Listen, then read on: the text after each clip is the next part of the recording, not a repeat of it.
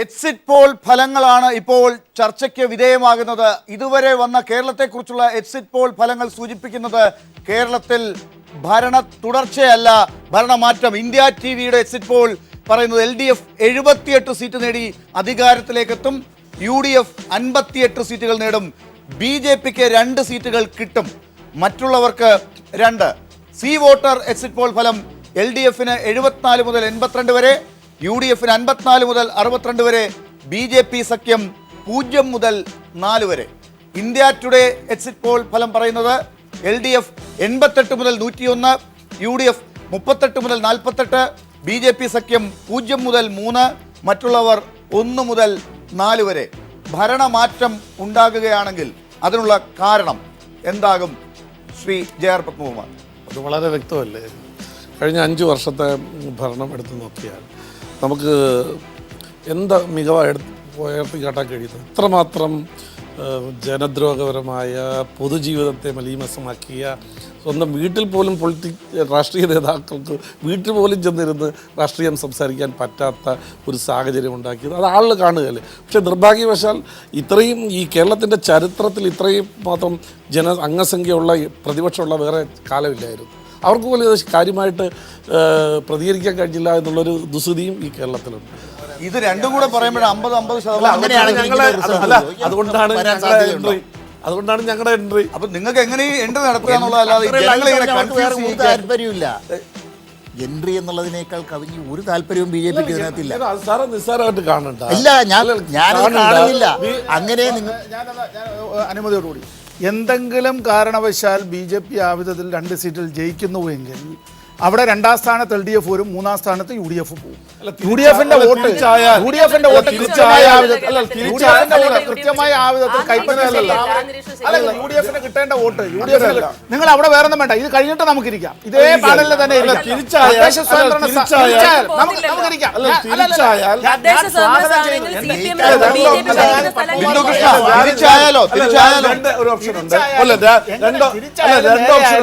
നമുക്കിത് കഴിഞ്ഞ റിസൾട്ട് എല്ലാം വന്നതിന് ശേഷം വീണ്ടും ഇരിക്കാം. കോൺഗ്രസ് ജയിക്കുന്ന സ്ഥലത്ത് ഞങ്ങൾ 2ാം സ്ഥാനത്ത് വന്നാൽ CPM കോൺഗ്രസിനോട് വോട്ട് ചെയ്തിട്ടുണ്ടോ എന്ന് നിങ്ങൾ സമ്മതിക്കേണ്ടി വരും. ചെയ്തിട്ടുണ്ടോ എന്നുള്ള കാര്യം നിങ്ങൾ പറയണം.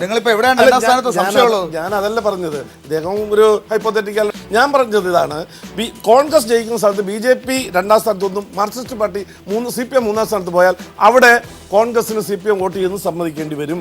2 ഞങ്ങൾ ജയിക്കുന്ന സ്ഥലത്ത് കോൺഗ്രസ് 2ാം സ്ഥാനത്ത് വന്നു, CPM 3ാം സ്ഥാനത്ത് വന്നാൽ അവര് BJP വോട്ട് ചെയ്യുന്ന സമ്മതിക്കാൻ അങ്ങനെയൊന്നും നമ്മൾ പത്മകുമാർ പറഞ്ഞതിനകത്ത് ഞാൻ മുഴുവിപ്പിക്കാൻ പത്മകുമാർ എപ്പോഴും സമ്മതിച്ചില്ല എന്നുള്ളത് കൊണ്ട് ഒറ്റ കാര്യമുള്ളൂ. കഴിഞ്ഞ നിയമസഭാ തെരഞ്ഞെടുപ്പ്, കഴിഞ്ഞ ലോക്സഭാ തെരഞ്ഞെടുപ്പ്, ഇക്കഴിഞ്ഞ തദ്ദേശ സ്വയംഭരണ സ്ഥാപനങ്ങളിലെ തെരഞ്ഞെടുപ്പ്, മണ്ഡലാടിസ്ഥാനത്തിൽ LDFനും UDFനും BJPക്കും കിട്ടിയ വോട്ടുകൾ കൂടി വെച്ചുകൊണ്ട് ഈ തെരഞ്ഞെടുപ്പിന്റെ 19ാം തീയതി വോട്ടെണ്ണി കഴിഞ്ഞതിന് ശേഷം നമുക്കിരുന്ന് സാവകാശം നമുക്ക് തീർച്ചയായും ഒരു ഒറ്റ ചോദ്യം. ഈ 0 മുതൽ 4 വരെയാണ് BJPക്ക് ഇവരെല്ലാവരും പരമാവധി പറഞ്ഞിട്ടുള്ളത്. അത് അങ്ങനെ ഇരിക്കട്ടെ, ഞങ്ങൾ എന്തായാലും ഡബിൾ ഡിജിറ്റ് കഴിയും. 10 ഡിജിറ്റ് എൻട്രി ചെയ്ത് മുന്നോട്ട് പോകും. അതിൽ യാതൊരു സംശയം 10 അല്ലെങ്കിൽ 11 അല്ല 99 വരെ ആവാം. ഡബിൾ ഡിജിറ്റ് 99 വരെ ആകാം. അതായത് ഭരണം പിടിച്ചെടുക്കുക. അതല്ല, അതുകൊണ്ട് ഞങ്ങൾ അങ്ങനെ ഈ തെരഞ്ഞെടുപ്പിൽ അങ്ങനെ കുറച്ചൊന്നും കാണണ്ട, നല്ല ഒരു മുന്നേറ്റം ഉണ്ടാവും. അത് കഴിഞ്ഞ നമ്മുടെ കോർപ്പറേഷൻ തെരഞ്ഞെടുപ്പിൽ എന്താ നമ്മൾ ഡിസ്കസ് ചെയ്തത് കേരളത്തിൽ? ഒരു കോർപ്പറേഷനാണ് കേരളം മുഴുവനുള്ള കോർപ്പറേഷൻ. അല്ലല്ല, കഴിഞ്ഞ പാർലമെന്റ് തെരഞ്ഞെടുപ്പിൽ എന്തായിരുന്നു തിരുവനന്തപുരത്ത് പറഞ്ഞത്?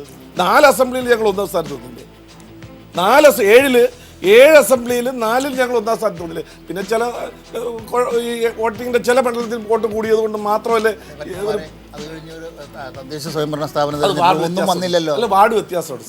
വാർഡൊന്നും വ്യത്യാസമില്ല. ഉദ്ദേശിക്കുന്ന വാഴോട്ട് അതിന് വേറെ വാഴോട്ട് ഗുണമല്ലേ ഞാൻ പറഞ്ഞത്. ഡബിൾ ഡിജിറ്റ് എന്ന് അദ്ദേഹം പറഞ്ഞത് അദ്ദേഹം തന്നെ സീരിയസ് ആയിട്ട് എടുത്തിട്ടില്ല. അതുകൊണ്ട് അദ്ദേഹം 99 എന്നൊക്കെ പറഞ്ഞു. അത് ഇത് തീർച്ചയായിട്ടും ഡബിൾ ഡിജിറ്റിൽ ഒരിക്കലും BJP എത്താനുള്ള സാധ്യത 6 മണി വരെ നിങ്ങൾക്ക് അത് കിട്ടിക്കൂടായില്ല.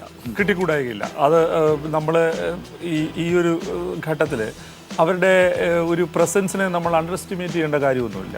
കിട്ടിക്കൂടായിക ഇല്ല എന്നൊരു വാക്ക് വന്നാലും വലിയ സന്തോഷം. അല്ല 72 വരെ പറഞ്ഞാൽ നിങ്ങളിപ്പോ കുറച്ച് മാറിയിട്ടുണ്ട്. അല്ല 71 കിട്ടും. എല്ലാവരുടെയും സ്വപ്നം അതല്ലേ, ആകാംക്ഷ അതില്ല, പ്രതീക്ഷയില്ല. അത് ഞങ്ങൾ പറഞ്ഞു. ഇന്നിപ്പോ സത്യം പറയും ശ്രീ ഉണ്ണികൃഷ്ണനായാലും കൊല്ലം തുളസിയായാലും LDF പറഞ്ഞിട്ടുണ്ട് 100 സ്ഥലത്ത് ജയിക്കുമെന്ന്. തോക്കുന്ന 40 സ്ഥലം അവർ പറയണം. ഇവർ പറഞ്ഞിട്ടുണ്ട് 80 കിട്ടുമെന്ന്. 60 സ്ഥലം തോക്കുന്ന എവിടെയാണെന്ന് പറഞ്ഞാൽ ബാക്കി ഞങ്ങൾ ജയിക്കുന്ന സ്ഥലം ഞാൻ പറഞ്ഞു തരാം. നിങ്ങൾ ഈ സ്വന്തമായിട്ട് ഒന്നും പറയില്ല, ഇവരെന്തെങ്കിലും പറയുകയാണെങ്കിൽ ബാക്കി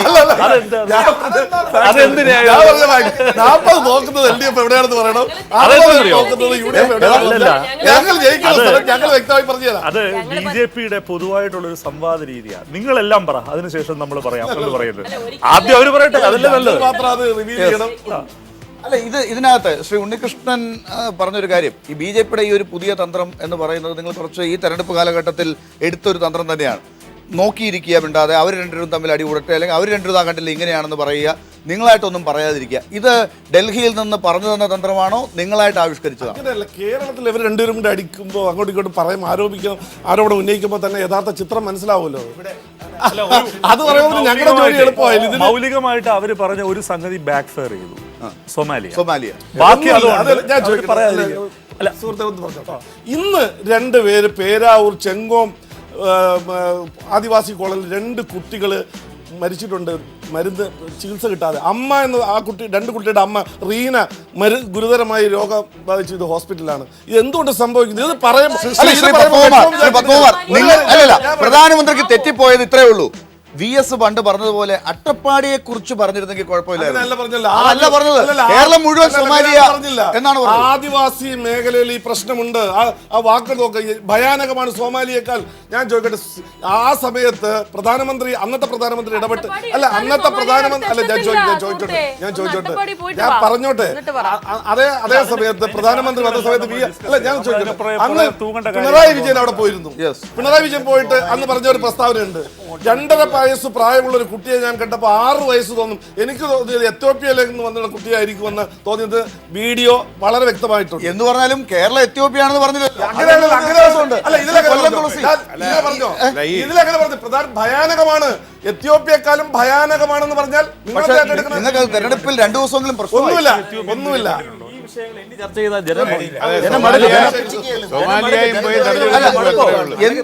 എന്താണ് സംഭവിച്ചത്? ഇപ്പോ നമുക്ക് ചർച്ച ചെയ്യേണ്ടത് ഫിഗേഴ്സ് വെച്ചിട്ട് ഇന്ന് നടന്ന ഇലക്ഷന്റെ പ്രാദേശികമായിട്ട് ഓരോ മേഖലയിൽ നടന്ന വോട്ടിങ്ങിന്റെ പാറ്റേൺ വെച്ചിട്ടുള്ള ചർച്ചയാണ്. അല്ലെങ്കിൽ ആ ചർച്ചയിലേക്കാണ് വരുന്നത് ശ്രീ മുരുകൻ. അതായത് ഇപ്പോൾ LDF അധികാരത്തിലേക്ക് വരികയാണെങ്കിൽ അങ്ങനെ ഒരു ഭരണ തുടർച്ച ഉണ്ടായില്ല എന്നാണല്ലോ ഈ എക്സിറ്റ് പോൾ ഫലങ്ങളൊക്കെ സൂചിപ്പിക്കുന്നത്. അങ്ങനെ വരികയാണെങ്കിൽ അതിനൊരു കാരണം വേണം. LDF-ന് വോട്ട് ചെയ്യാൻ പോയവർ എന്താണ് ചിന്തിച്ചിട്ടുണ്ടാകുക?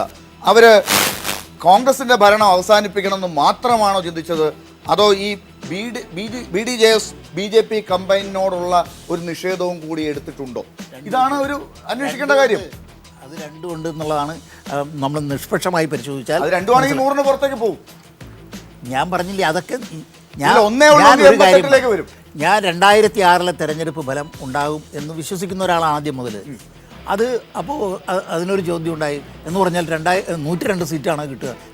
ഞാൻ അതല്ല ഉദ്ദേശിച്ചത്, LDF അധികാരത്തിൽ വരുമെന്നുള്ളതാണ്. ശ്രീ ഭാസുരേന്ദ്ര ബാബു, ഈ 2 എഫക്റ്റ് ഉണ്ടാകുകയാണെങ്കിൽ ശ്രീ SR പറഞ്ഞതുപോലെ എന്തായാലും LDF വരും, പക്ഷേ എല്ലാം ശരിയാവും. അല്ല, അത് എനിക്ക് തോന്നുന്നു ആദ്യഘട്ടത്തിൽ തന്നെ ഈ ചർച്ച വല്ലാതെ വഴിവിട്ട് പോയിട്ടുണ്ട്. അതുകൊണ്ട് പലപ്പോഴും ആവർത്തനങ്ങളുടെ വൈരസ് ഈ ചർച്ചയ്ക്ക് വരുന്നുണ്ട്, സംഘാടകർ സൂക്ഷിക്കേണ്ടതാണ്. ഞാൻ പറഞ്ഞു വന്നത് എക്സിറ്റ് പോൾ ഫലങ്ങൾ അതല്ല, എക്സിറ്റ് ഫലങ്ങളുടെ അല്ല. ഇപ്പോൾ നമുക്കൊരു കാര്യം ഉറപ്പിക്കാം, തെരഞ്ഞെടുപ്പ് കഴിഞ്ഞു, അതിനകത്ത് 76% തെരഞ്ഞെടുപ്പ് റിസൾട്ട് വന്നിട്ടുണ്ട്. അത് എത്ര മുന്നോട്ട് പോയി? 76 എന്നത് അത്ഭുതകരമാണ്, കുറവാണ് എന്ന് കരുതുന്ന ഒരാളാണ് ഞാൻ. കേരളത്തിൽ നടന്ന പൊളിറ്റിക്കൽ ആക്ടിവിറ്റിക്ക് പൂരകമായ ഒരു തെരഞ്ഞെടുപ്പിലെ പങ്കാളിത്തം ഉണ്ടാകുമെന്ന് എനിക്ക് സംശയമുണ്ട്. അങ്ങനെ വരുമ്പോൾ പ്രധാനമന്ത്രി ഒരു സംസ്ഥാനത്ത് വന്ന് 6 മീറ്റിങ്ങുകൾ, കേരളം പോലെ ചെറിയ സംസ്ഥാനത്ത് വന്ന് പ്രസംഗിച്ചിട്ടുള്ളൊരു കാലമൊന്നും നമുക്ക് മുമ്പ് കണ്ടിട്ടില്ല. 10 കേന്ദ്രമന്ത്രിമാർ ഇവിടെ തമ്പടിച്ച് പ്രവർത്തിച്ച കാലമില്ല. ഏറ്റവും പ്രധാനപ്പെട്ട ദേശീയ നേതാവ് പാർട്ടിയുടെ 1-ാം തീയതി മുതൽ 14-ാം തീയതിയുടെ തമ്പിലായി. ഇങ്ങനെ ഇത്രത്തോളം ശക്തമായി മണ്ണം ചവിട്ടിക്കുഴച്ചിട്ടും ഒരു ഫലം, ആ കുഴയിൽ നിന്നൊരു താമര വിരിയുന്നോ ഇല്ലയോ എന്നുള്ളല്ലോ അപ്പോഴാലോചിക്കേണ്ടത്. അങ്ങനെ ആയിക്കോട്ടെ, അങ്ങനെ ആലോചിച്ചാൽ പോലും ഇതായിരുന്നില്ലല്ലോ വരേണ്ട റിസൾട്ട്. എന്ന് വെച്ചാൽ 76% എത്താത്ത അപ്പുറത്തേക്ക് 80% നേരത്തെ മുരുകൻ പറഞ്ഞ മാതിരി ഞാൻ അവിടെയാണ് നിൽക്കുന്നത്. പത്മകുമാറാണ് മറുപടി പറയേണ്ടത്. അല്ല, ഞാൻ പറഞ്ഞു തീർത്തോട്ടെ. അങ്ങനെ വരുമ്പം വലിയ നിലവാരത്തിൽ പാർട്ടിസിപ്പേഷൻ വരേണ്ട പ്രചരണ ആയുധം ഭയങ്കരമായിട്ട് ശ്രീ ഇദ്ദേഹം തന്നെ പറയേണ്ടത്, നമ്മുടെ തുളസി തന്നെ പറയേണ്ടത്, അദ്ദേഹം 13ഓളം മീറ്റിങ്ങുകൾ സംബന്ധിച്ചു. അങ്ങനെ വൻതോതിലുള്ള പൊളിറ്റിക്കൽ സൈസേഷൻ നടന്നു. വലിയ രാഷ്ട്രീയ പ്രയോഗം നടന്നിട്ടും ഇതിൻ്റെ തെരഞ്ഞെടുപ്പിൻ്റെ പാർട്ടിസിപ്പേഷൻ കൂടിയില്ല എന്ന് പറഞ്ഞാൽ BJPക്ക് ആൻറ്റിസിപ്പേറ്റഡ് ആയ റിസൾട്ട് ലഭിക്കില്ല എന്നാണ് എൻ്റെ അർത്ഥം. അതിനകത്ത് അരിത്തമെറ്റ്. അങ്ങനെ വരുമ്പോൾ ബീഹാറിൽ പഠിക്കേണ്ടതായിരുന്നു. അങ്ങനെ വരുമ്പോൾ ഒരിടത്ത് പോലും താമര വിരിയും ഞാൻ പ്രതീക്ഷിക്കുന്നില്ല ഇപ്പോഴത്തെ സാഹചര്യം. കാരണം അല്ലെങ്കിൽ പോളിംഗ് കൂടണമായിരുന്നു. തിരുവനന്തപുരത്തൊക്കെയാണെങ്കിൽ പോളിംഗ് കുറയുകയാണ് ചെയ്തത്. അങ്ങനെ വരുമ്പോൾ എവിടെ നിന്നാണ്? പക്ഷേ ശ്രീ പത്മകുമാർ പറയുന്ന ഒരു കാര്യമുണ്ട്. അതിനകത്ത് ഈ 75% നടന്നതെങ്കിൽ കൂടി പോയ വോട്ടുകൾ മുഴുവൻ LDFനും BJPക്കുമാണ് കിട്ടിയത്, UDFനുമാണ് കിട്ടിയതെന്ന് അങ്ങനെ പറയാൻ സാധിക്കും. അതിൽ കുറെ വോട്ടുകൾ BJPക്ക് വന്നുകൂടെ എന്നാണ് അദ്ദേഹം നേരത്തെ ചോദിച്ചത്. അങ്ങനെ വരാം. എനിക്കൊരു കാര്യം പറയാനുണ്ട് അതിനകത്ത്. ഈ നമ്മൾ ഇത് ആവറേജ് ആണ് ഈ പെർസെൻറ്റേജ് പറയുന്നത് കേരളത്തിലെ പൊതുവേ ഉള്ളത്. അപ്പോൾ അതിനകത്ത് BJP വളരെ കാര്യമായിട്ട് പ്രതീക്ഷിക്കുന്ന ചില മണ്ഡലങ്ങളിലെ പോളിംഗ് നടത്തിയാൽ അവിടെ കനത്ത പോളിംഗ് നടന്നിട്ടുണ്ട്. ചില മണ്ഡലങ്ങളിൽ BJPക്കോ യാതൊരു സാധ്യതയും ചില മണ്ഡലങ്ങളിൽ വളരെ താഴ്ന്നു പോയിട്ടുണ്ട്. അപ്പം നമ്മൾ ഈ ആവറേജിനെ വെച്ചിട്ട് ഇതിനെ ജനറലൈസ് ചെയ്യാൻ പറ്റില്ല. ഇവർ പ്രതീക്ഷിക്കുന്ന ചില മണ്ഡലങ്ങളുണ്ട്. അല്ല, തിരുവനന്തപുരം അല്ല, നമ്മുടെ മഞ്ചേശ്വരം എടുക്കുക, ചെങ്ങന്നൂർ എടുക്കുക, അവിടെയൊക്കെ 80+ ഉണ്ട്, 80+ ഉണ്ട്. അപ്പോൾ അങ്ങനെയുള്ള ചില സ്ഥലങ്ങളിൽ വളരെ മുൻ കാലങ്ങളെക്കാൾ വളരെയധികം മുമ്പോട്ട് പോളിംഗ് പോയിട്ടുണ്ട്.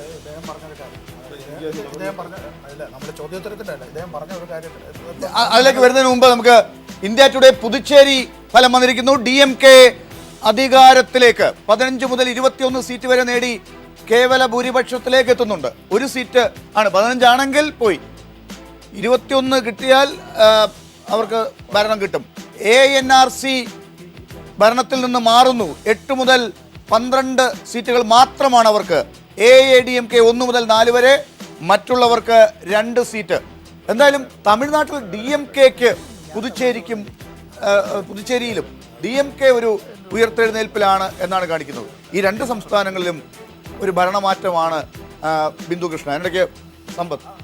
ഞാൻ ഇദ്ദേഹം പറഞ്ഞ നമ്മൾ ചോദ്യോത്തര വേള അല്ലാത്തതുകൊണ്ട് ഈ വളരെ കടുത്ത ത്രികോണ മത്സരമെല്ലാം വരുമ്പോൾ, അതല്ലെങ്കിൽ വളരെ കടുത്ത നേരിട്ടുള്ള മത്സരം തന്നെ ആവട്ടെ, ഈ ഞങ്ങളുടെ ഭാഷയിൽ പറഞ്ഞാൽ നുള്ളിപ്പറക്കി കൊണ്ടുവന്ന് വോട്ട് ചെയ്യിപ്പിക്കുക എന്ന് പറയും. നുള്ളിപ്പറക്കി കൊണ്ടുവന്ന് വോട്ട് ചെയ്യിപ്പിക്കുക എന്ന് വെച്ചാൽ സ്ട്രെച്ചറിൽ പോലും ആളെ കൊണ്ടുവന്ന് വോട്ട് ചെയ്യിപ്പിക്കുന്നതില്ല. അത് ഓപ്പൺ വോട്ടാക്കി തന്നെ ചെയ്യിപ്പിക്കുകയും ചെയ്യുന്ന ഒരു സ്ഥിതിയിലേക്ക് ആ തായൽ പോലും. കാരണം പിന്നെ ഒരു വിട്ടുവീഴ്ചയില്ല. അത് ആ ആളെ കൊണ്ടുവന്നില്ലെങ്കിൽ വോട്ടില്ല, ആ വോട്ട് ഇവിടെ രേഖപ്പെടുത്തിയില്ലെങ്കിൽ ഒരു വോട്ട് കുറയും എന്നുള്ള നിലയിലേക്ക് വല്ലാത്ത ഇഞ്ചോടിഞ്ചെന്നല്ല, അതിനപ്പുറം ഈ അണുവിട വിട്ടുകൊടുക്കാതെയുള്ള അത്തരത്തിലുള്ള കുറേ കാര്യങ്ങൾ ചില മണ്ഡലം, അത് നമ്മൾ മണ്ഡലാടിസ്ഥാനത്തിൽ തന്നെ നമ്മൾ നോക്കിയാൽ അത് കൃത്യമാണ്. ത്രികോണ മത്സരം നടന്ന സ്ഥലത്തെങ്കിലും മണ്ഡലാടിസ്ഥാനത്തിലുള്ള പോളിംഗ് നിരക്ക് PCR-നോട് പ്രൊവൈഡ് ചെയ്യാൻ പറയേണ്ട ഒരു ഘട്ടമാണ്. അത് കിട്ടിയാലേ നമുക്ക് മുന്നോട്ട് പോകാൻ കഴിയുള്ളൂ. ഈ തലത്തിൽ തൽക്കാലം നമുക്ക് പുതിയ കണക്കുകൾ ലഭ്യമല്ല. തിരുവനന്തപുരത്ത് 4 മണ്ഡലങ്ങള്, ചെങ്ങന്നൂര്, കഴക്കൂട്ടം. നമുക്ക് മറ്റ് എക്സിറ്റ് പോൾ ഫലങ്ങൾ കൂടി വരാനുണ്ട്. ഇപ്പം ഈ പോളിംഗ് ശതമാനത്തെ കുറിച്ചാണെങ്കിൽ പുതിയ കണക്കുകൾ ഇപ്പോൾ ലഭ്യമല്ല. നേരത്തെ പറഞ്ഞ 75-നെ ചുറ്റിപ്പറ്റി തന്നെ നമുക്ക് നിൽക്കേണ്ടതുണ്ട്. മാനേജ്മെന്റാണ് അത്. വേറെ ആളുകൾ വേറെ മുന്നണികളോ രാഷ്ട്രീയ പാർട്ടികളോ അല്ല വരച്ചിടുന്നത് സ്ഥലത്തൂടെ ഞങ്ങൾ പോകണം എന്ന് ആഗ്രഹിക്കുന്നത് ശരിയല്ല. രണ്ട് ഞാൻ പറഞ്ഞോട്ടെ. ഞങ്ങളുടെ കേന്ദ്ര നേതാക്കന്മാർ വന്നതിൻ്റെ പ്രധാന കാരണം കേരളത്തിലെ പ്രധാന നേതാക്കന്മാരെല്ലാം പ്രചരണ സ്ഥാനാർത്ഥികളായിരുന്നു, മത്സര രംഗത്തായിരുന്നു. ഒന്നോ രണ്ടോ പേര് മാത്രമാണ് ഇലക്ഷൻ മാനേജ്മെന്റിന് പുറത്തുണ്ടായിരുന്നത്. അപ്പം ഒരു രാഷ്ട്രീയ കക്ഷി എന്നുള്ള നിലയിൽ പാർട്ടിയുടെ സ്ഥാനാർത്ഥികളാകുന്നതിന് മുമ്പും അങ്ങോട്ട് സെന്റർ നേതൃത്വം ഏറ്റെടുത്തു എന്നതേ ഉള്ളൂ. അത് അതിന്റെ വിജയമുണ്ടാകുമോ, ഞങ്ങൾ എവിടെ നിന്നാണ് തുടങ്ങിയത്, ഈ റിസൾട്ട് വരുമ്പോൾ ഇടവേളയിലേക്ക് പോകുന്നതിന് മുമ്പ് ശ്രീ പത്മകുമാറിനോട് ഒരു ചോദ്യം. ഇപ്പൊ ഇവിടെ പൊതുവെ പറഞ്ഞു കേട്ടതനുസരിച്ച് നരേന്ദ്രമോദി പതിവിൽ കൂടുതലായി കേരളത്തിൽ ഈ കഴിഞ്ഞ 2-3 ആഴ്ചകൾക്കിടയിൽ വന്നു. അദ്ദേഹം കൂടുതലായി കേരളത്തിലെ പല മണ്ഡലങ്ങളിലും കോൺസെൻട്രേറ്റ് ചെയ്ത് പ്രസംഗിച്ചു. ഈ പറഞ്ഞ കേന്ദ്രമന്ത്രിമാർ ദിവസങ്ങളോളം ഇവിടെ തന്നെ ഉണ്ടായിരുന്നു. ഈ ശ്രീ നദ്ദ എന്ന് പറയുന്ന മന്ത്രി കേരളത്തിൽ നിന്ന് പോയിട്ടില്ല എന്നാണ് ഇവിടെ പറഞ്ഞു കേൾക്കുന്നത്. അദ്ദേഹത്തിന് കേരളത്തിലെ ചാർജ് ആയിരുന്നു. അദ്ദേഹത്തിന് കേരളത്തിലെ ചാർജ് അല്ല ചാർജ് 1000 കേന്ദ്രങ്ങളിൽ പ്രധാനമന്ത്രിയുടെ പ്രസംഗം തൃപ്പൂണിത്തുറയിൽ മന്ത്രിമാരുണ്ടായതുകൊണ്ടല്ലേ വരുന്നത്, അത് പറഞ്ഞാൽ മതിയായിരുന്നു. ശ്രീ കൊല്ലം തുളസി ആത്മാർത്ഥമായിട്ട് പറഞ്ഞു, അത് തുറന്നു പറഞ്ഞു. കേന്ദ്രമന്ത്രിമാരുണ്ട്, ഞങ്ങളെ കേന്ദ്രമന്ത്രിമാർ വരും. അതിൽ അസൂയപ്പെട്ട കാര്യമില്ല. കടപ്പാട് കൊല്ലം തുളസിയോട്. അങ്ങനെ ഞാൻ ചോദിക്കട്ടെ, കഴിഞ്ഞ തെരഞ്ഞെടുപ്പിൽ മൻമോഹൻ സിംഗ് കേരളത്തിൽ 2 പ്രാവശ്യം വന്നു, 2 പ്രാവശ്യം വന്നു.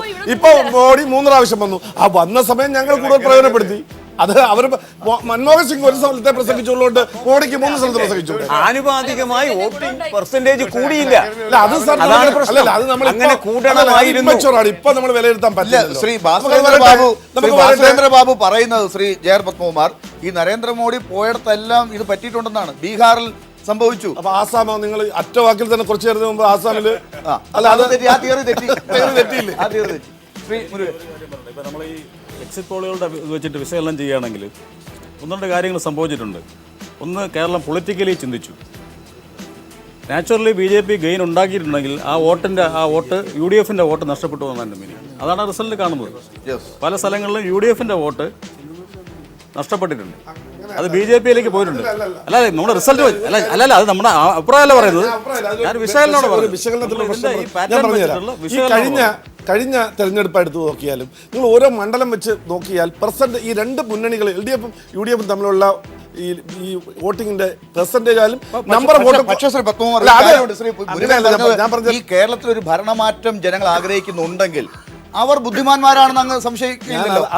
അവർ എന്തായാലും ഭരണം അവർ ആഗ്രഹിക്കുമെങ്കിൽ അവർ ബുദ്ധിപൂർവ്വം വോട്ട് ചെയ്യും. അല്ല, കേരളത്തിൽ ഭരണമാറ്റം വേണമെന്ന് എല്ലാവരും ആഗ്രഹിക്കും എന്നുള്ള സുധീരൻ വരെ അങ്ങനെയാണെങ്കിൽ അത് വിഭജിക്കപ്പെടാൻ അനുവദിക്കില്ലല്ലോ. അത് വിഭജിക്കപ്പെടാൻ സുധീരൻ വരെ. ഞാൻ പറഞ്ഞതല്ല, ഈ 1000-നും 10,000-നും ഇടയ്ക്ക് വോട്ട് വ്യത്യാസമുള്ള നിരവധി മണ്ഡലങ്ങൾ കേരളത്തിലുണ്ട്, UDF LDF.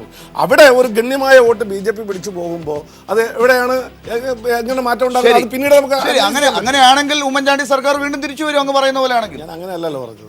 അതെന്തോ കണക്കാണ് ആ കണക്ക് മനസ്സിലായില്ല ജനങ്ങൾക്കും, എനിക്കും മനസ്സിലായില്ല. അത് തിരിച്ചു മനസ്സിലാക്കാൻ വേണ്ടി നമുക്കൊരു 60 സെക്കൻഡ് നേരത്തെ ഒരു ഇടവേളയിലേക്ക് പോകണം. എക്സിറ്റ് പോളുകളുടെ ഫലങ്ങളാണ് ഇപ്പോൾ ചർച്ചയ്ക്ക് വിധേയമാകുന്നത്. ഇപ്പോൾ സ്ക്രോൾ ചെയ്യുന്നതനുസരിച്ച് ചില പ്രധാനപ്പെട്ട മണ്ഡലങ്ങൾ സ്പെസിഫിക് ആയി തന്നെ ഈ സൂചനകളിൽ വരുന്നുണ്ട്. പ്രധാനപ്പെട്ട ചില മണ്ഡലങ്ങളിൽ 4 മന്ത്രിമാരുടെ കാര്യത്തിൽ തോൽവിയാണ് പ്രവചനം ആയി കാണിക്കുന്നത്. KM മാണി, ഇബ്രാഹിം കുഞ്ഞ്, KP മോഹനൻ, K ബാബു എന്നിവർ തോൽക്കുമെന്നാണ് ഒരു സർവേ ഫലം സൂചിപ്പിക്കുന്നത്. അത് നമുക്ക് കൃത്യമായ വിവരങ്ങൾ ലഭ്യമാകും എന്നാണ് മനസ്സിലാക്കുന്നത്. എന്തായാലും പുതിയ അതിഥികൾ കൂടി ചേർന്നിട്ടുണ്ട്. ഇടതുപക്ഷത്തു നിന്ന് ശ്രീ പ്രകാശ് ബാബു ചേർന്നിരിക്കുന്നു. കോൺഗ്രസിനെ പ്രതിനിധീകരിച്ച് PA സലീം ചേർന്നിട്ടുണ്ട്. BJP നേതാവ് ശ്രീ MS കുമാറും ഇപ്പോൾ ചർച്ചയിലുണ്ട്. ഇപ്പോൾ മന്ത്രിമാർ കൂട്ടത്തോടെ തോൽക്കും എന്നാണ് ഇപ്പോൾ മനസ്സിലാകുന്നത്. KM Mani, K Babu, KP Mohanan, പൂഞ്ഞാറിൽ PC George, Ibrahim Kunju. Congress PC George ജയിക്കുമെന്നാണ് സൂചന. മാണി വിഭാഗം 3-ൽ ഒതുങ്ങും. മന്ത്രിമാർ കൂട്ടത്തോടെ തോൽക്കും. KM Mani, K Babu, Muneer, KP Mohanan എന്നിവർ പരാജയപ്പെടും. ഇബ്രാഹിം കുഞ്ഞും പരാജയപ്പെടും. പൂഞ്ഞാറിൽ PC ജോർജ് ജയിക്കും. കോൺഗ്രസ് 17 സീറ്റിൽ ഒതുങ്ങും. ലീഗിന് 18 സീറ്റ്. പ്രതിപക്ഷം ലീഗാകും എന്നാണ് ഇതിൽ നിന്ന് ഈ സൂചനയിൽ നിന്ന് മനസ്സിലാക്കേണ്ടത്. ആക്സിസ് മൈപോൾ സർവേ ഫലങ്ങളാണ് ഈ രീതിയിൽ പറയുന്നത്. ശ്രീ PA സലിം, എന്തായാലും പ്രതിപക്ഷ നേതാവിന്റെ സ്ഥാനം, മുഖ്യമന്ത്രി ആരാകുമെന്നല്ല ഇപ്പൊ ഇതനുസരിച്ച്, പ്രതിപക്ഷ നേതാവിന്റെ സ്ഥാനം ആരാണെന്ന് നിങ്ങൾ ചിന്തിക്കേണ്ടതില്ല. ഒരു സർവേ ഫലം ഇത്ര കൃത്യമായി കോൺഗ്രസിന്റെ ഭാവി പ്രവചിക്കുന്നു എന്ന് പറയുമ്പം ഞങ്ങൾക്ക് വലിയ അത്ഭുതമാണ്. ഈ തെരഞ്ഞെടുപ്പിന്റെ ഇപ്പം എന്തായാലും നിങ്ങൾ ഇതുപോലെ ഒരു സർവേ നടത്താത്തത് കൊണ്ടാണ് ഈ അത്ഭുതം. ഞാനൊന്ന് പറഞ്ഞോട്ടെ, എന്തായാലും കേരളം വിധി എഴുതി കഴിഞ്ഞു. അപ്പൊ ആ വിധി എഴുത്തിനെ സ്വീകരിക്കാനും മാനിക്കാനും കേരളത്തിലെ മുന്നണികൾ തീർച്ചയായിട്ടും ബാധ്യസ്ഥവുമാണ്. പക്ഷേ കോൺഗ്രസ് 17 സീറ്റിലും ലീഗ് 18 സീറ്റിലും എന്ന രീതിയിലുള്ളൊരു പ്രവചനം ഈ സർവേയുടെ തന്നെ ഒരു ആധികാരികതയും സമഗ്രതയും ഒക്കെ ശരി, സർവേയുടെ ആധികാരികത അവിടെ നിൽക്കട്ടെ. എന്നാലും ഇതിലെ 2 സൂചനകൾ കൂടി ഞാൻ പറയാൻ വിട്ടുപോയതെന്ന് പറയട്ടെ. എറണാകുളത്ത് 3 സീറ്റ് മാത്രമാണ് കോൺഗ്രസിന് ലഭിക്കുക, തിരുവനന്തപുരത്ത് 2 സീറ്റ് മാത്രം. ഇതും കൂടി പറയട്ടെ.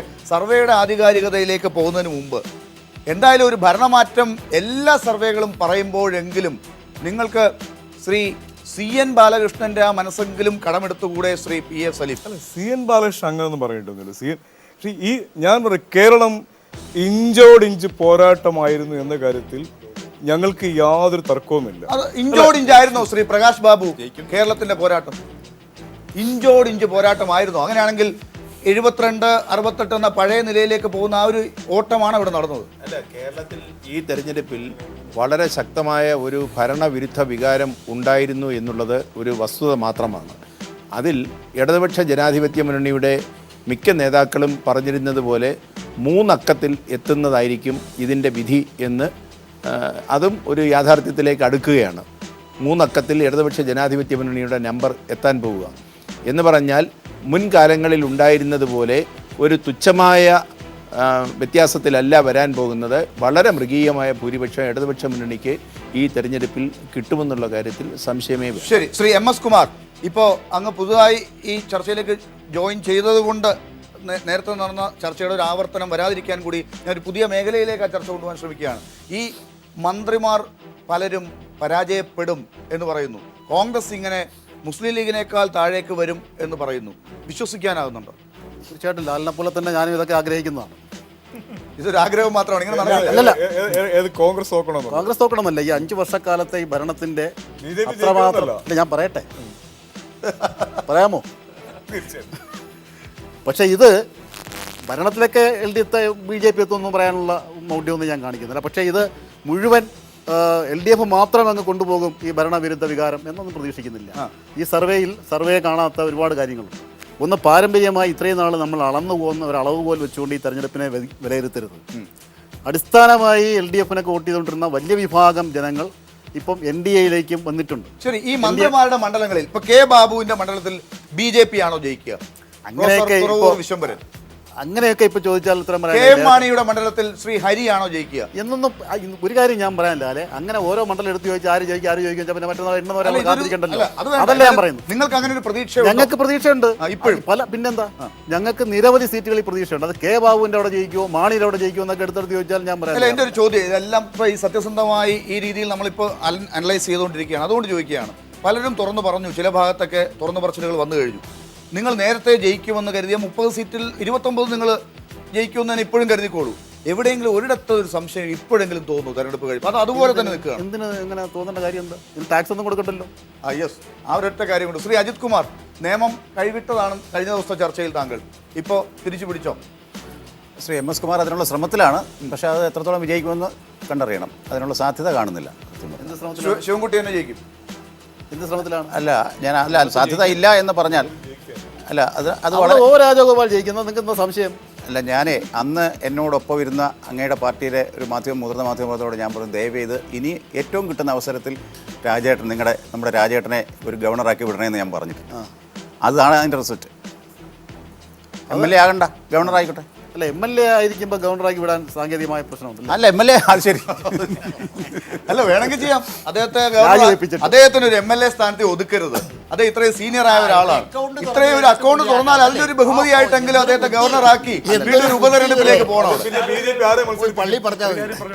പ്രിയപ്പെട്ട സുഹൃത്ത് ശ്രീ കുമാറിനോട്, നേമത്ത് എന്തായാലും BJP വിജയിക്കാൻ പോകുന്നില്ല.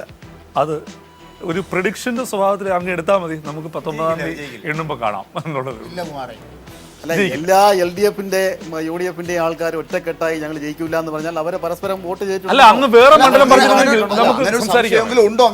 എനിക്കില്ല അങ്ങനെ സംശയിക്കേണ്ട. അങ്ങനെ സംശയിച്ചാലും ഞങ്ങൾ ജയിക്കും. കാരണം 50% കൂടുതൽ വോട്ടുകൾ നേടിയാൽ പിന്നെ അവർ ചോദിച്ചാലും ഫലം വരുമ്പോൾ തിരിച്ചാണെങ്കിൽ പറയരുത് ഇവർ തമ്മിൽ യോജിച്ചു എന്ന്. ഒരു കാര്യം കൂടി പറയട്ടെ. ഇപ്പം ഞങ്ങൾ എല്ലാവരും പലതവണ പല തെരഞ്ഞെടുപ്പ് സംബന്ധമായിട്ടുള്ള ചർച്ചകളിൽ താങ്കളുടെ തന്നെ സ്റ്റുഡിയോയിൽ വന്നിട്ടുണ്ട്, മറ്റ് പല സ്റ്റുഡിയോ. പക്ഷെ പൊതുവെ വിലയിരുത്തപ്പെട്ട ഒരു സംഗതി തെറ്റാണ് എന്ന് വേണം നമ്മൾ കരുതാൻ. ആന്റി ഇൻകംബൻസി എന്ന് പറയുന്ന ഒരു ഫാക്ടറേ ഇല്ല എന്നാണ് പല മാധ്യമ പ്രവർത്തകരും പറഞ്ഞത്. ചർച്ചയിൽ പങ്കെടുത്ത പലരും പറഞ്ഞത് കോൺഗ്രസിന്റെ ഒരു പ്രധാന ക്ലെയിം കോൺഗ്രസിന്റെ ഒരു ക്ലെയിം എന്ന് പറയുന്നത് ഭരണവിരുദ്ധ വികാരം തെല്ലുമില്ലാത്ത തെരഞ്ഞെടുപ്പ് എന്നുള്ളതായിരുന്നു കോൺഗ്രസിന്റെ ഏറ്റവും പ്രധാനപ്പെട്ട അവകാശവാദം. അത് പാടെ തെറ്റാണ് എന്നുള്ളതാണ് ഈ എല്ലാ സർവേ ഫലങ്ങളും. ശ്രീ അജിത് കുമാർ, ഭരണവിരുദ്ധത തീരുമാനിക്കുന്നത് ഒന്ന് അഴിമതി, രണ്ട് വിലക്കയറ്റം പോലെയുള്ള പ്രശ്നങ്ങൾ, കുടിവെള്ളം, ഇങ്ങനെയുള്ള കാര്യങ്ങളിലുള്ള ജനങ്ങൾക്കുള്ള വെറും അടിസ്ഥാനപരമായ കാര്യങ്ങളുള്ള പ്രശ്നങ്ങൾ. ജനങ്ങൾ ഇതെല്ലാം മറന്ന് നിങ്ങൾ പറയുന്ന വികസനത്തിന്റെ പിന്നാലെ പോയി എന്ന് നിങ്ങൾ ഒരു മൂഢസ്വർഗത്തിലായിരുന്നു അങ്ങനെ വിശ്വസിച്ചു. ഭരണവിരുദ്ധ വികാരത്തിൽ ഒരു ഫാക്ടറോടെ ചേർക്കാം. ഈ വികസനത്തിന്റെ പോരായ്മയും ഒരു ഭരണവിരുദ്ധ വികാരത്തിന്റെ ഒരു ഘടകമാണ്. അങ്ങനെ ഒരു സംഭവം കഴിഞ്ഞ 5 വർഷമായിട്ട് കേരളത്തിലില്ലല്ലോ. കഴിഞ്ഞ 5 വർഷക്കാലമാണ് ഏറ്റവും കൂടുതൽ വികസന പ്രവർത്തനങ്ങൾ കേരളത്തിൽ കണ്ടത്. അല്ലല്ല ഈ സർവേയുടെ ആധികാരികതയും നിജസ്ഥിതിയും ഞാൻ ചോദ്യം ചെയ്തു ഡോക്ടർ ലാൽ ഞാൻ തുടക്കത്തിൽ ഉണ്ടായിരുന്നില്ലല്ലോ. ഈ സർവേയുടെ നിജസ്ഥിതി തന്നെ ചോദ്യം ചെയ്യുന്നു. With all respect to Axis and നമ്മുടെ ഏത് ചാനലാണെന്ന് അറിഞ്ഞൂടാ ചെയ്തതിൽ അതിന്റെ ആ നിജസ്ഥിതിയും സത്യസന്ധതയും ഞാൻ ചോദ്യം ചെയ്യുന്നു. ഒരു സർവേ അല്ല കേട്ടോ. ഇതുവരെ വന്ന ഒരു സർവേയിലും UDF ഭരണ തുടർച്ച ഉണ്ടാക്കുമെന്ന് പറഞ്ഞിട്ടില്ല. ഈ സെന്റർ ഫോർ ഇലക്ട്രൽ സ്റ്റഡീസ് നടത്തിയ നിങ്ങൾ നടത്തിയ സർവേയിൽ പോലും ഇത്രയും സീറ്റ് പ്രവേശിച്ചിട്ടില്ലല്ലോ LDF വേണ്ടി. അത് റീപോൾ സർവേ ആയിരുന്നു. റീപോൾ വരാതിരിക്കുന്നു. ചിലപ്പോൾ ഇതുപോലെ ആകെ ഇതിനേക്കാൾ കുറവാണ്. അതൊക്കെ രണ്ടാമത്തെ കാര്യം. മുഖ്യ ഘടകം അഴിമതിയാണെന്ന് തെളിഞ്ഞു കഴിഞ്ഞു ഈ സർവേയുടെ ഫലം. അപ്പൊ അതുകൊണ്ടാണ് ഈ 5 മന്ത്രിമാർ തോക്കുമെന്ന് പറയുന്നത്. പല ഘട്ടങ്ങളായിട്ട് പ്രവചിക്കപ്പെട്ടിട്ടുണ്ട്. ഓരോ ഘട്ടങ്ങൾ കടക്കുമ്പോൾ ഇബ്രാഹിം കുഞ്ഞൊഴിച്ച് ബാക്കി ബാബുവിന്റെ ആയാലും അതേമാതിരി KP മോഹന്റെ കാര്യത്തിലായാലും പിന്നെ ഒരു മുനീറിന്റെ കാര്യത്തിലായാലും KM മാണിയുടെ കാര്യത്തിലൊക്കെ പ്രവചിക്കപ്പെട്ട് കഴിഞ്ഞതാണ്. അപ്പോൾ യഥാർത്ഥത്തിൽ മന്ത്രിമാരെ ഇങ്ങനെ പടലയോടെ തോക്കുന്നെങ്കിൽ ആ നിലയ്ക്ക് ഇതൊരു വലിയ മാറ്റത്തിന്റെ ഒരു എന്താ പറയുക, പ്രത്യേകിച്ച് ഒരു ചരിത്ര കാലഘട്ടം ആരംഭിക്കുന്നതിന്റെ കുമാറെ എനിക്ക് പറയാനുള്ളൊരു കാര്യം, പ്രൈം മിനിസ്റ്റർ പ്രസംഗിച്ചതിന് ശേഷം ആളുകൾ കൂടുതൽ വോട്ട് ചെയ്തിരുന്നു എങ്കിൽ ഈ വിജയം ഒരുപക്ഷെ നിങ്ങൾക്ക് തെരഞ്ഞെടുപ്പ് വിജയമാക്കി മാറ്റാമായിരുന്നു. കൂടുതൽ ആളുകൾ ടേൺ അപ്പ് ചെയ്യാതെ ഏകദേശം പഴയ ആളുകൾ തന്നെ ഷോ കാണിച്ചിട്ട് അത്രയും ആളുകൾ വോട്ട് ചെയ്യുമ്പോൾ ഈ നിലയ്ക്ക് മാറ്റങ്ങൾ വരുന്നെങ്കിൽ BJPക്ക് അക്കൗണ്ട് തുറക്കാനാവില്ല. ഇതാണ് എൻ്റെ ഭരണവിരുദ്ധ വികാരത്തിൽ അഴിമതിയും ജനകീയ പ്രശ്നങ്ങളും തന്നെയാണ് ഏറ്റവും പ്രധാനമായിട്ട് വരുന്നത്. അതിൽ വികസനവും കൂടെ വരുന്നത്, ആ വികസനവും അഴിമതിയുടെ ഒരു ഉപകരണമാക്കി മാറ്റി എന്നുള്ളതാണ് ഉമ്മൻചാണ്ടി സർക്കാരിൻ്റെ ഏറ്റവും വലിയ പ്രത്യേകത. വികസനം ഒരു നാട്ടിൽ കൊണ്ടുവരുമ്പോൾ വികസനത്തെ എങ്ങനെ കാശുണ്ടാക്കാൻ സ്വകാര്യമായി പോക്കറ്റ് വീർപ്പിക്കാനുള്ള മാർഗമായിട്ട് ഉപയോഗിക്കാൻ കഴിയും എന്ന നിലയിലേക്ക് ചിന്തിച്ചതുകൊണ്ടാണ് വിഴിഞ്ഞം ഉൾപ്പെടെയുള്ള വിഷയങ്ങളിൽ വികസനമാണ്. പക്ഷേ അതിൻ്റെ മറവിൽ നടക്കുന്നതും വലിയ അഴിമതിയാണ്. അതുകൊണ്ട് ആ ഭരണവിരുദ്ധ വികാരം കേരളത്തിൽ വളരെ ശക്തമായിരുന്നു. അതുകൊണ്ട് തന്നെ പിന്നെ ആളുകൾ പറഞ്ഞതുപോലെ എല്ലാവരും വലിയ പ്രചരണ കോലാഹലം ഇതൊക്കെ വന്നപ്പോൾ പെർസെൻറ്റേജ് നോക്കുമ്പോൾ ഇപ്പോഴും 80-ന് താഴെ 75-നും 80-നും ഇടയ്ക്ക് നിൽക്കുന്നേ ഉള്ളൂ. അപ്പോൾ അതിൽ 77 അതിനപ്പുറം പോവില്ല. തദ്ദേശ സ്വയംഭരണ സ്ഥാപനങ്ങളിലെ ഞാൻ ഒരു കാര്യം പറഞ്ഞോട്ടെ, ഈ ചർച്ചയിൽ നമ്മൾ സർവേയോട് നിൽക്കട്ടെ. ഇപ്പം ഇവിടെ ചർച്ച ചെയ്ത് മുഴുവൻ ഇത് LDF സ്ഥിരമായി പറയുന്ന ഭരണവിരുദ്ധ വികാരം, അഴിമതി, ഇത് പക്ഷെ ഈ നമ്മൾ ആരും UDF പറയാറുണ്ട് ആര് ഭരിക്കുന്നു അവരുടെ എതിരായിട്ടുള്ള അതല്ല പ്രശ്നം. ഇത് നമ്മളൊരു അക്കാഡമിക്കായി സമീപിക്കുകയാണെങ്കിൽ ഇവിടെ പിന്നെ ഉണ്ണികൃഷ്ണൻ പറഞ്ഞു ഇവിടെ പിന്നെ ആൻറ്റി ഇൻകംബൻസി ഫാക്ടർ അത് ആരും കണ്ടില്ല, അത് ഉണ്ട് എന്ന് വീട്ടിൽ പറഞ്ഞു. ഞാൻ പറയും ആൻറ്റി ഇൻകംബൻസി ഫാക്ടർ വിസിബിൾ ആയിരുന്നില്ല. ഇപ്പോൾ റിസൾട്ട് എന്തോ ആയിക്കോട്ടെ, അത് വിസിബിൾ ആവാത്ത ഒരു കാര്യമാണ് കേരളത്തിലെ മാധ്യമങ്ങൾ ഹൈലൈറ്റ് ചെയ്യാതിരുന്നത്. പക്ഷേ വിസിബിൾ ആയ ഒരു കാര്യം ഉണ്ടായിരുന്നു, അതിവിടെ ആരും ചർച്ച ചെയ്തില്ല. ഇവിടെ കേരളം അല്ല അജിത്, കേരളം വല്ലാതെ വിസിബിൾ ആകാത്ത ഈ കാര്യങ്ങളല്ല ജനങ്ങൾ കണ്ടത്. ജനങ്ങൾ വിസിബിൾ ആകാത്ത എവിടെയാണ് വിസിബിൾ ആയില്ല എന്ന് പറയുന്നത് തന്നെ തെറ്റല്ല. അത് ഞാൻ പറഞ്ഞതല്ല, ഇത് ഉണ്ണികൃഷ്ണൻ പറഞ്ഞത് കേരളത്തിൽ പീപ്പിൾ ഉൾപ്പെടെയുള്ള മാധ്യമങ്ങൾ പറയാതിരുന്ന ഒരു കാര്യമാണ്. പീപ്പിൾ ഉൾപ്പെടെയുള്ള മാധ്യമങ്ങൾക്ക് തെറ്റുപറ്റാം, പക്ഷേ ജനങ്ങൾക്ക് തെറ്റുപറ്റുന്നില്ല. ഞാൻ പറഞ്ഞത് അവരുടെ മനസ്സിനകത്ത് മാധ്യമങ്ങൾ കൃത്യമായി അജണ്ട സെറ്റ് ചെയ്ത ഒരു ഇലക്ഷനാണിത്. ഇത്രയധികം മാധ്യമങ്ങൾ, കുത്തക മാധ്യമങ്ങൾ, ഏറ്റവും പ്രചാരമുള്ള മാധ്യമങ്ങൾ ഇത്രയധികം നഗ്നമായി പക്ഷം പിടിച്ച് കള്ളം പ്രചരിപ്പിച്ച ഒരു തെരഞ്ഞെടുപ്പ് ഉണ്ടായിട്ടില്ല, ഇതിനു മുമ്പ് ഉണ്ടായിട്ടില്ല. എന്തായാലും കേരളത്തിൽ ഭരണമാറ്റം ഉണ്ടാകുമെന്ന് പ്രവചിക്കുമ്പോൾ അവിടെ ഭരണവിരുദ്ധ വികാരമല്ലാതെ പിന്നെ എന്തുകൊണ്ടാണ് ഭരണത്തെ മാറ്റുന്നത് എന്നൊരു ചോദ്യം പ്രസക്തമാണ്.